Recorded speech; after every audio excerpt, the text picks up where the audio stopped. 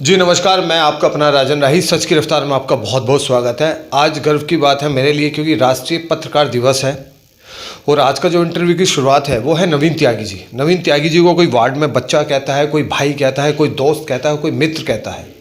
बुजुर्ग उनको बच्चा कहते हैं, उनके जो हम उम्र है उनको दोस्त कहते हैं। बहुत प्यार मिला उनको और वो अभी सिविल लाइन जोन के चेयरमैन भी बने। आइए उनसे मुलाकात करते हैं और जानते हैं कि आने वाले निगम पार्षद की जो 2022 में चुनाव है क्या रूपरेखा है भारतीय जनता पार्टी की। सर नमस्कार। नमस्कार जी। सर सबसे पहले तो आपको बहुत बहुत बधाई हो कि आप चेयरमैन का आपको एक और पद मिला। आपका धन्यवाद।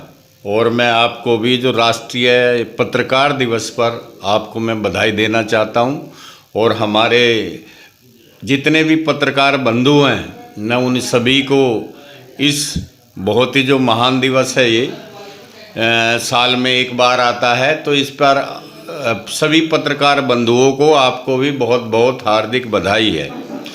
जी सर 2022 में चुनाव है जी और आपकी जिम्मेदारी और बड़ी होगी संगठन की तरफ से। जी जी। क्या इस बार लगता है कि एमसीडी में चौथी बार फिर से बीजेपी? ये तो निश्चित है क्योंकि ये जो हम जो प्रधानमंत्री जो नरेंद्र मोदी जी के सिपाही हैं, हमारे जितने भी निगम पार्षद हैं वो बहुत ही मेहनत से ईमानदारी से जो ये कार्य कर रहे हैं और जितनी मतलब एमसीडी में सीमित जो क्षमता होते हुए भी, सीमित क्षमता मैं इसलिए कह रहा हूँ क्योंकि जो दिल्ली के जो हमारे मुख्यमंत्री हैं, क्योंकि हमारी एमसीडी में जो फंड जो है वो दिल्ली सरकार के थ्रू आता है, तो वो मतलब ये जानबूझकर उसको ये फंड नहीं जो देते। हमारा जो निगम का बहुत बकाया उनके पास है, कोर्ट के आदेश के बाद भी वो कुछ ना कुछ बहाना मिलाकर उसे जो रिलीज जो है ये नहीं कर रहे हैं, तो इसलिए ये सीमित क्षमता है। 2-2, 3-3 महीने हमारे जो एमसीडी के कर्मचारी हैं उनको तनख्वाह के लिए हो जाते हैं, लेकिन इसके बाद भी हमारे जो सफाई कर्मचारी हैं, हमारे जो ये मलेरिया के जो ये कर्मचारी हैं और आशा वर्कर हैं और ये जितने भी हमारे जो वर्क्स डिपार्टमेंट के कर्मचारी हैं, सभी बहुत ही मेहनत ईमानदारी से जो कार्य कर रहे हैं। समय पर उन्हें ये तनख्वाह भी नहीं मिलती है। जितने और काम हैं, हमारे पीएलए रोड के काम थे उसका सारा कार्य कर रहे हैं और इस बार ये जब भी एमसीडी के जो चुनाव होंगे उसमें हमारी जो भारतीय जनता पार्टी के जो ना ये चौथी बार हमारी फिर यहाँ निगम में हमारी पार्टी आएगी। अच्छा सर, अभी मैं आपकी बात बड़े ध्यान से सुन रहा था। आपने कहा कि विज्ञापन हर जगह, हर मोड़ पर, एक गली पे, चौराहे पे एक विज्ञापन देखने को मिल रहा है कि इस बार एमसीडी में भी केजरीवाल। ऐसा है, उनका जो दिमाग जो ये चलता है ना, सिर्फ इसी चीज़ में ये चलता है कि कोई ये नए नए स्लोगन जो निकाल दिए, नए अपने निकाल दिए। अब आपने ये देखा होगा कि प्रदूषण से बचने के लिए इन्होंने कनॉट प्लेस में कि हमने इतना बड़ा प्योरीफायर जो हमने लगा दिया है वो बंद पड़ा है। कितने करोड़ रुपए ये जो खर्च कर दिए था वो अभी बंद पड़ा। हाँ, तो वो जो ये बंद है, कोई वो नहीं चल रहा।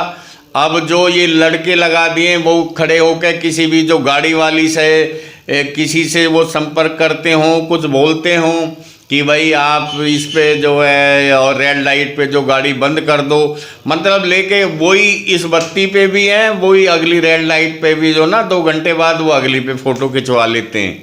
इसमें बहुत बड़ा जो ये घोटाला है। जितने भी काम उनके एक अच्छे काम के लिए होते हैं ना कि वे प्रदूषण ये मुक्त, लेकिन उनका सिर्फ इसमें कार्य जो है ये सिर्फ घोटाला करना होता है।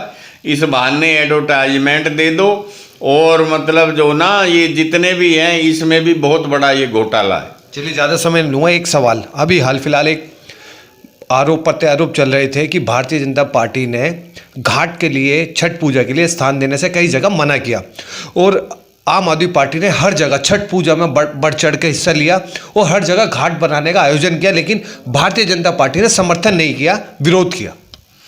ये कौन कह रहा है? ये तो जो आम आदमी पार्टी के पदाधिकारी हैं, जो कार्यकर्ता हैं, इस बात को वो कह रहे हैं।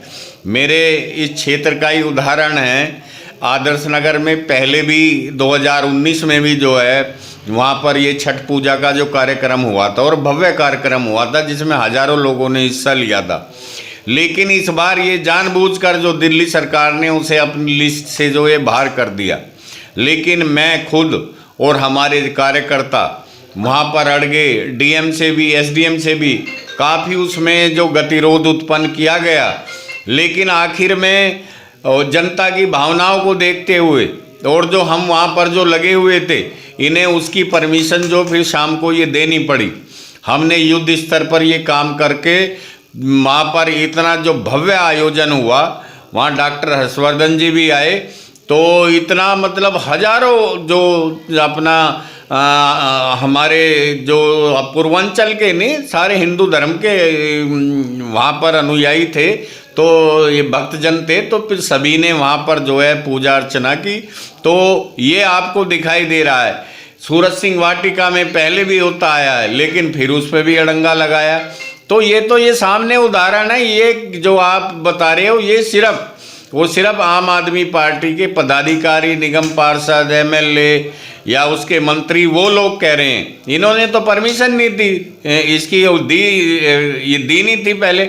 लेकिन ये तो भारतीय जनता पार्टी के हमारे प्रदेश अध्यक्ष आदेश गुप्ता जी और मनोज तिवारी जी, पूर्व प्रदेश अध्यक्ष, सारे भारतीय जनता पार्टी के कार्यकर्ताओं ने मिलकर एक अभियान ये छेड़ा, तो मजबूरी में उन्हें ये इसकी जो परमिशन देनी पड़ी। चलिए, ज़्यादा समय नहीं लूँगा। 2022 के चुनाव के लिए क्या आप अपने वार्ड से दिल्ली वासियों से कुछ संदेश देना चाहेंगे? देखो, संदेश यही है कि भाई अभी एक तो कोरोना का भी, ये कोरोना जो है ख़त्म नहीं हुआ है, अब भी इसमें ये सावधानी रखें और आपस में प्रेम भाव से सभी ये तरीके से।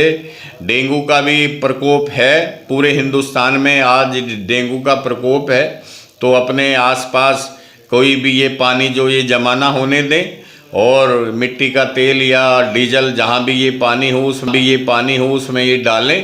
तो बहुत ही ये जागरूक होने की ज़रूरत है। देखिए, ये वाला सवाल मैंने इनसे जानबूझकर पूछा। मैंने कहा 2022 के लिए आप अपनी वार्ड की दिल्ली वासियों से कुछ संदेश देना चाहेंगे? तो उन्होंने कहा, जो संदेश दिया वो संदेश दिया सामाजिक। उन्होंने कहा डेंगू के प्रकोप से बचे, आसपास सफाई बनाए रखें। मुझे लगा कि कहेंगे कि इस बार फिर से भारतीय जनता पार्टी को चुने, जैसे अक्सर लोग करते हैं राजनेता। लेकिन इन्होंने जाते जाते सामाजिक संदेश दिया। इससे एक इशारा मिलता है कि सामाजिक और ऐसे जनप्रतिनिधियों की हमारे दिल्ली में, हमारे प्रदेश में, हमारे भारतवर्ष में ऐसे जनप्रतिनिधियों की ज़रूरत है। अब जनता को तय करना है कि 2022 में आप किसको चुनते हैं, यह आपका अधिकार है। लेकिन जाते जाते एक बात कहूँगा, अपने मत का सही उपयोग करें, दुरुपयोग ना करें। क्योंकि जब आपका वार्ड का निगम पार्षद, आपका विधायक और भारतवर्ष का प्रधानमंत्री, सांसद जब काम करते, डेवलपमेंट करते, तो हम सब डेवलपमेंट करते हैं। यह अब आपका अधिकार है। इसी के साथ इजाज़त, मैं राजन राही।